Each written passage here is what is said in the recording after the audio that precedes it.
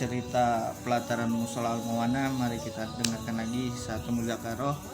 Kita mau nanya ini tentang caranya gimana ya kita mendidik anak di era masa-masa yang ya udah super, ya gimana ya, seperti kita kalah ini sama masa-masa seperti kayak dijajah, nggak kebiasaan-kebiasaan yang baru yang ternyata berdampak negatif, bukan dampak positifnya sedikit sekali ya. Bagaimana Ustaz pendapatnya? Tolong dijawab. Bismillahirrahmanirrahim. Assalamualaikum warahmatullahi wabarakatuh. Alhamdulillah pemirsa sekalian yang dirahmati dan dimuliakan oleh Allah Subhanahu wa taala. Jadi memang kita patut risau kita dengan keadaan sekarang ini. Ya, kita patut merasa prihatin ya dan risau dengan keadaan anak muda pada zaman sekarang ya. Anak muda zaman sekarang. Jadi memang karena begitu hebatnya globalisasi, kemudian dakwah dari orang-orang yang tidak suka dengan Islam, dengan berkembangnya Islam, maka akhirnya menimbulkan anak-anak kaum muslimin ini jauh dari agama ya, dari agama. Sehingga ketika anak-anak muslimin, pemuda-pemuda Islam ini jauh dari agama, maka akhirnya mereka telah meninggalkan kewajiban-kewajiban dalam beragama, meninggalkan sifat-sifat seorang muslim, akhlak seorang muslim, seperti itu, sehingga mengakibatkan mereka tidak sholat, membangkang kepada orang tua, akhlaknya hilang, moralnya hilang ya, sehingga tidak lagi mencerminkan seorang pemuda muslim. Maka ini yang perlu kita prihatinkan ya, kita sama-sama pikirkan agar bagaimana anak-anak kita tidak terjerumus ya, tidak hanyut di dalam di dalam dakwahnya orang-orang penentang Islam ya, orang-orang yang benci dengan Islam. Maka hadirin jamaah sekalian yang dirahmati Allah Subhanahu wa taala, maka bagaimana cara solusi agar anak kita ini ada benteng agar selalu dalam lindungan Islam ya, dalam kategori seorang muslim. Maka cara yang pertama adalah dekatkan dia dengan agama ya, dekatkan dia dengan agama ya, jangan sampai jauh-jauh dari agama, karena ketika kita jauh dari agama maka Allah Ta'ala juga akan jauh dari kita.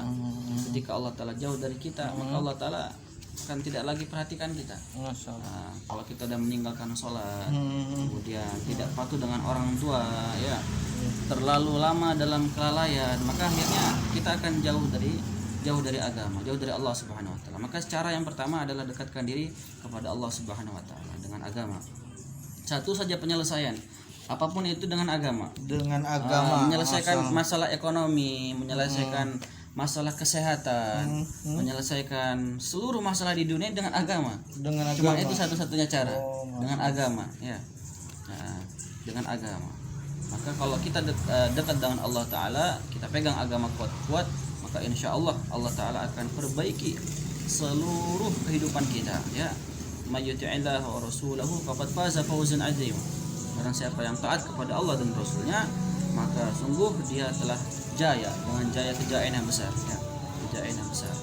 Maka pemirsa sekalian yang dirahmati Allah Subhanahu wa taala, kemudian setelah kita mendekatkan diri kepada Allah ya dengan agama, maka cara yang kedua adalah kita perbaiki pendidikan kita kepada anak kita, yaitu dengan pendidikan sunnah, secara sunnah Rasulullah Sallallahu Alaihi Wasallam. Karena karena tabib, dokter yang sebenarnya ya, yang mengetahui masalah penyakit umat ini adalah Rasulullah Sallallahu Alaihi Wasallam ya. Karena kita semua ini adalah orang yang tidak melihat ya, hakikatnya kita ini tidak melihat ya, kita ini adalah orang yang buta hakikatnya. Hanya Rasul sajalah yang melek ya, yang bisa melihat ya, yang bisa melihat. Maka sebenarnya dokter yang terbaik ya, kemudian mursyid yang terbaik, guru yang terbaik ini adalah Rasulullah Sallallahu Alaihi Wasallam. Maka jangan sampai anak-anak kita, generasi kita, pemuda-pemuda kita jauh daripada sunnah Rasulullah Sallallahu Alaihi Wasallam ya. Apalagi ya, kita bisa lihat sekarang banyak anak-anak muda zaman sekarang menjadikan uswahnya, menjadikan contohnya, panutannya ini bukan Rasulullah sallallahu alaihi wasallam, tetapi yang dijadikan panutan ini adalah artis-artis, ya, artis-artis dari mana? Indonesia, Korea, luar negeri, sehingga rambutnya ada yang berwarna warna-warna, kemudian mereka koza, ya, koza itu memotong rambut sebagian dan meninggalkan sebagian yang lain. Nah, itu namanya koza, dan ini adalah haram hukumnya, bahkan